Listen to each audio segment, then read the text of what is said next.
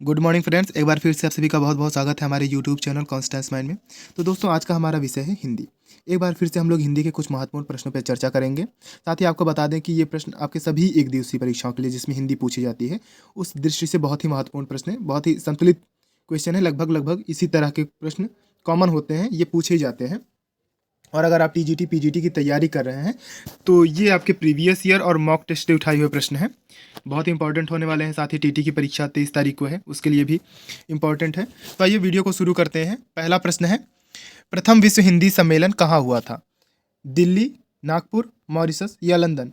तो अगर प्रथम विश्व हिंदी सम्मेलन की बात करें तो यह 10 से 12 जनवरी 10 से 12 जैन 1975 1975 में आयोजित हुआ था, नागपुर में। ऑप्शन नंबर बी सही है। प्रथम विश्व हिंदी सम्मेलन नागपुर में हुआ था। दूसरा प्रश्न देखेंगे, भूषण का प्रिय काव्य रस था। दूसरा प्रश्न, भूषण के प्रिय काव्य रस के बारे में बात करें तो वो है वीर रस। आप भूषण की जितनी भी कृतियां हैं उसमें वीर रस की प्रधानता पाएंगे। जैसे इनकी कुछ पंक्तियां मुझको कंठस्थ हैं। शिवाजी के लिए इन्होंने लिखा हुआ है, सजी चतुरंग सैन्य अंग में उमंग धरी, सरजा शिवाजी जग जीतन चलत हैं, भूषण भनद नाद विहद नगारन के, नदी नद मद गैबरन के ललत हैं, ऐल फैल खैल भैल खलक में गैल गैल गजन के ठैल पैल सैल उसरत हैं। तो इनकी कविताओं में देखिए इस प्रकार के वीर रस होते थे। एकदम शिवाजी को जिस तरीके से इन्होंने चित्रित किया है उसमें वास्तविक आप शिवाजी को जिस प्रकार से इन्होंने चित्रित किया है आप पढ़ के देखिए, यकीनन बहुत ही अच्छा वीर रस का उदाहरण है। तो भूषण का प्रिय काव्य रस, ऑप्शन नंबर सी वीर रस। तीसरा प्रश्न देखेंगे, इनमें से कौन सा शब्द सदैव बहुवचन में प्रयुक्त होता है? ऑप्शन है प्राण, भक्ति, शिशु और पुस्तक। तो प्राण शब्द जो है यह सदैव बहुवचन में प्रयुक्त होता है। चौथा प्रश्न देखेंगे, यदि दवा लोगे तो बुखार कम हो जाएगा, कैसा वाक्य है? संयुक्त, मिश्र, सरल, उपयुक्त में कोई नहीं। तो यदि दवा लोगे तो बुखार कम हो जाएगा, यह एक मिश्र वाक्य है। मिश्र वाक्य की पहचान क्या होती है? इसमें एक उपवाक्य जो होता है स्वतंत्र अवस्था में होता है। आप देखिए, बुखार कम हो जाएगा, यह उपवाक्य स्वतंत्र अवस्था में है। लेकिन आप देखिए, यदि दवा लोगे तो क्या होगा? तो एक उपवाक्य स्वतंत्र अवस्था में और एक या एक से अधिक उपवाक्य आश्रित होते हैं तो यह मिश्र वाक्य होता है। इसमें आप देखिए, बुखार कम हो जाएगा यह स्वतंत्र है, यदि दवा लोगे यह आश्रित है, तो इसलिए यह मिश्र वाक्य है। पांचवा प्रश्न, क्या भूलूं क्या याद करूं किस विधा की रचना है? उपन्यास, निबंध, आत्मकथा, साहित्य पत्र। तो क्या भूलूं क्या याद रखूं यह एक आत्मकथा है। किसकी आत्मकथा है? हरिवंश राय बच्चन जी की आत्मकथा है। ऑप्शन नंबर सी सही है। छठवां प्रश्न देखेंगे, विभत्स रस का स्थायी भाव है। ऑप्शन ए शोक, विस्मय, जुगुप्सा या अद्भुत। तो विभत्स रस का जो स्थायी भाव होता है वह होता है सी नंबर, जुगुप्सा। हम सभी जानते हैं रसों की संख्या कितनी मानी गई है? 10। कौन कौन से 10 रस हैं? श्रृंगार रस, वीर रस, शांत, करुण, अद्भुत, भयानक, रौद्र, विभत्स, भक्ति और वात्सल्य। तो हमारे ये 10 रस हैं, उसमें से विभत्स रस का स्थायी भाव पूछा गया है, तो जुगुप्सा होता है विभत्स का स्थायी भाव। 7वें प्रश्न की ओर चलेंगे, इनमें से कौन सी लिपि नहीं है? ऑप्शन ए अरबी, option B Gurmukhi, option C Devanagari, option D अंग्रेजी। तो देखिए, इसमें से अरबी लिपि है, गुरुमुखी लिपि है, देवनागरी लिपि है, लेकिन अंग्रेजी जो है यह भाषा है। अंग्रेजी भाषा है, यह लिपि नहीं है। इसकी लिपि क्या होती है? रोमन लिपि होती है। इसमें ऑप्शन नंबर डी सही है, अंग्रेजी लिपि नहीं है। 8वां प्रश्न देखेंगे, शुद्ध शब्द का चयन करिए। शब्द कौन से हमारे? हतोत्साह, हतोत्साह, हतोत्साह, हतोत्साहित। तो देखिए, इसमें 2 शब्द सही हैं, पहला हतोत्साह और दूसरा हतोत्साहित। ए और डी हमारा सही है। हतोत्साह नहीं होता है, हतोत्साह भी नहीं होता है। इसमें 2 ऑप्शन सही हैं, ऑप्शन ए और ऑप्शन डी, हतोत्साह, हतोत्साहित। 9वें प्रश्न की ओर चलेंगे, किस शब्द में व्यंजन संधि है? तो देखिए, यहाँ पे व्यंजन संधि की बात हुई है। संधियाँ कितनी होती हैं? संधि होती है 3। कौन कौन सी? स्वर संधि, व्यंजन संधि, विसर्ग संधि। तो इसमें से व्यंजन संधि हमको पहचानना है।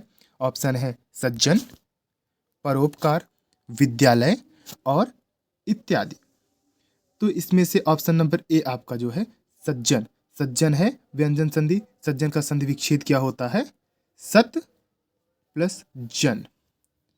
सज्जन होता है सज्जन का संधि विच्छेद, और यह होता है व्यंजन संधि। कि विद्यालय देखेंगे, विद्या प्लस आलय, विद्यालय, ये स्वर संधि का दीर्घ अकासवर्णी दीर्घा, विद्या धन आलय, आ मिलके बड़ा आ, तो दीर्घ संधि है। फिर देखेंगे परोपकार, पर धन उपकार, ये होगा आपका गुण संधि। फिर है इत्यादि, इति धन आदि, इत्यादि है यण संधि।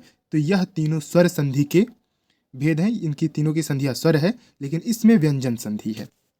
10वां प्रश्न देखेंगे, सम्राट शब्द का स्त्रीलिंग छाटिए। सम्राटी, सम्राटिन, सम्राज्ञी और स्त्री सम्राट। तो सम्राट शब्द का जो स्त्रीलिंग होता है वह होता है सम्राज्ञी। ऑप्शन नंबर सी सही है। 11वें प्रश्न की ओर चलते हैं।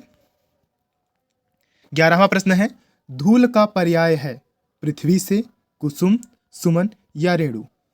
तो देखिए, पृथ्वी, कुसुम और सुमन जो होता है यह धूल, लेकिन रेणु जो होता है यह धूल का पर्याय है। 12वां प्रश्न देखेंगे, निष्फल ना होने वाला कहलाता है निश्चित, सही, सटीक या अमोघ। तो रामायण में आपने सुना होगा अमोघ बाण के नाम, रामायण में आपने सुना होगा अमोघ बाण के बारे में। तो निष्फल ना होने वाले को कहते हैं अमोघ। ऑप्शन नंबर डी सही है। फिर देखेंगे 13वां प्रश्न, कहानी का तत्व नहीं है। ऑप्शन ए कथा वस्तु, ऑप्शन बी देश काल, ऑप्शन सी चरित्र, ऑप्शन डी रंगमंच। तो देखिए, कहानी में कथा वस्तु होना अति अनिवार्य है, देश काल मतलब समय ये भी होना चाहिए, चरित्र ये भी अनिवार्य है, लेकिन कहानी के लिए आपको रंगमंच की आवश्यकता नहीं है, ये इसकी एकांकी और नाटक में आवश्यकता होती है। तो कहानी का तत्व नहीं है रंगमंच, बाकी कथा वस्तु, देश काल, चरित्र ये तीनों कहानी के ही अंग होते हैं। 16वां प्रश्न देखेंगे, निम्न में से कौन सी कृति कालिदास की नहीं है। ऑप्शन से कुमार संभवम, अभिज्ञान शाकुंतलम, उत्तर रामचरितम, रघुवंशम। रघुवंशम महाकाव्यम भी इनका है, अभिज्ञान शाकुंतलम भी है, कुमार संभवम भी है, लेकिन उत्तर रामचरितम यह कालिदास की रचना नहीं है। तो उत्तर रामचरितम किसकी है, यह है भवभूति को। भवभूति को किस नाम से जाना जाता है, श्रीकंठ के नाम से भी भवभूति को जाना जाता है, ये इनका ओरिजिनल नाम है। 15वां प्रश्न देखेंगे, कालक्रम की दृष्टि से इनमें सबसे पुराने कवि हैं। कौन से 4 ऑप्शन है हमारे, तुलसीदास, सूरदास, बिहारी और विद्यापति। तो देखिए, तुलसीदास जी का जो कालक्रम है इनका समय है 1532।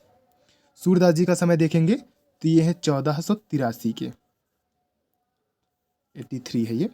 बिहारी का कौन सा समय है, 1595, और विद्यापति का है 1380।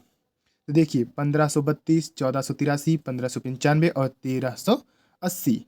तो सबसे पुराने हैं विद्यापति जी। कालक्रम की दृष्टि से सबसे पुराने कवि निम्नलिखित में से विद्यापति हैं।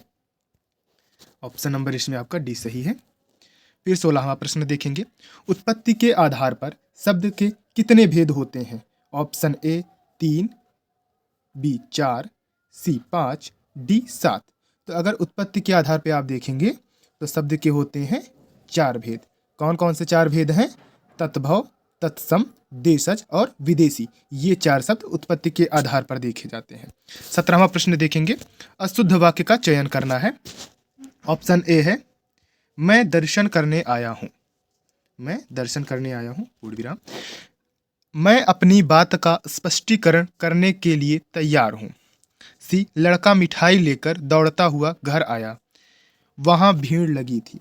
तो देखिए, मैं अपनी बात का स्पष्टीकरण करने के लिए तैयार हूं, ये होगा मैं अपनी बात के स्पष्टीकरण के लिए तैयार हूं। तो इसमें बी नंबर गलत है, तो इसमें अशुद्ध यही है, बी नंबर सही है आपका ऑप्शन।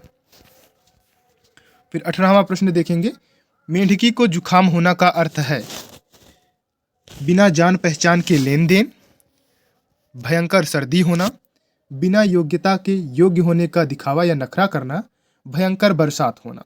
तो मेंढकी को जुखाम होना का अर्थ होता है बिना योग्यता के योग्य होने का नखरा करना। ऑप्शन नंबर सी सही है।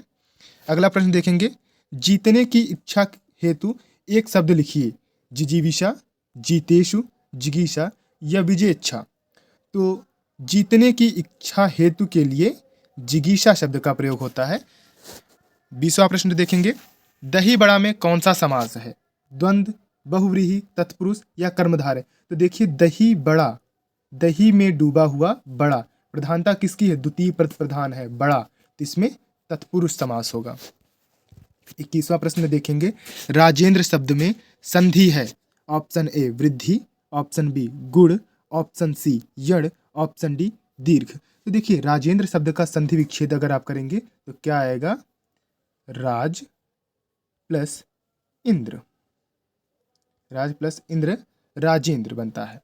तो देखिए यहाँ पे छोटा आ, यहाँ पे छोटी ई, आ ई मिलके ए किस में होता है? आ ई मिलके ए गुण संधि। गुण संधि की पहचान क्या होती है? अगर आ ह्रस्व या दीर्घ मतलब छोटा आ या बड़ा आ के बाद ई उ या री आता है तो आ ई मिलके ए, आ उ मिलके ओ, आ री मिलके अर हो जाते हैं। तो इसलिए इसमें राज धन इंद्र आ ई मिलके ए हो रहे हैं, गुण संधि होगा। 22वां प्रश्न देखेंगे, मेरा जीवन प्रवाह किसकी आत्मकथा है? मेरा जीवन प्रवाह इसमें बता दिया इन्होंने कि यह एक आत्मकथा है। इसको ऐसे भी देख सकते हैं, मेरा जीवन प्रवाह किस विधा की रचना है? तो ये आत्मकथा है, इसमें तो दिया गया है। तो ये किसकी आत्मकथा है? शांतप्रिय द्विवेदी की है, राहुल सांकृत्यायन की है, वियोग हरि की है, इनमें से कोई नहीं। तो देखिए राहुल सांकृत्यायन जी ने तो बहुत ही यात्रा वृत्तांत लिखे हुए, तो मेरा जीवन प्रवाह, ये कंफ्यूज मत होइएगा कि राहुल सांकृत्यायन की हो सकती है। मेरा जीवन प्रवाह वियोग हरि की आत्मकथा है। 30वां प्रश्न देखेंगे, रसराज किस रसराज किस रस को कहा जाता है? करुण रस को, वात्सल्य रस को, श्रृंगार रस को, रौद्र रस को। तो रसराज श्रृंगार रस को कहा जाता है। ऑप्शन नंबर सी सही है। 24वां प्रश्न देखेंगे, ई स्वर के उच्चारण में जीभ का कौन सा भाग आवश्यक है? अग्रभाग, मध्य भाग, पश्च भाग या इनमें से कोई नहीं? तो देखिए ई स्वर के उच्चारण में अग्रभाग आवश्यक है, क्योंकि अगर आप जीभ के आगे वाले भाग को दबा के ई बोलने का प्रयास करेंगे तो ए की ध्वनि निकलने लगेगी। जैसे देखिए ए, मैंने ई आगे की भाग को जब जीभ के दबाया और ई बोलने का प्रयास किया, देखिए ई की ध्वनि नहीं निकल रही है। तो इसमें सबसे ज़्यादा आवश्यक होता है अग्रभाग। 25वां प्रश्न देखेंगे और आखिरी प्रश्न है 25वां, मिलिंद का समानार्थी शब्द है भुजंग, सरिता, कगार या भ्रमर। तो भुजंग सांप होता है, सरिता नदी, कगार भ्रमर। मिलिंद भ्रमर का समानार्थी शब्द है, तो मिलिंद भ्रमर को कहा जाता है। तो दोस्तों ये थे आज के हमारे हिंदी पे आधारित 25 प्रश्न। कितने? 25 प्रश्न थे आज के सीरीज में। तो दोस्तों वीडियो के अंत तक बने रहने के लिए आपका बहुत बहुत धन्यवाद। अगर आप चैनल पर नए हैं तो कृपया चैनल को सब्सक्राइब कर लीजिएगा, वीडियो को लाइक कर दीजिएगा। कमेंट आपके बहुत ही वैल्यूएबल होते हैं हमारे लिए।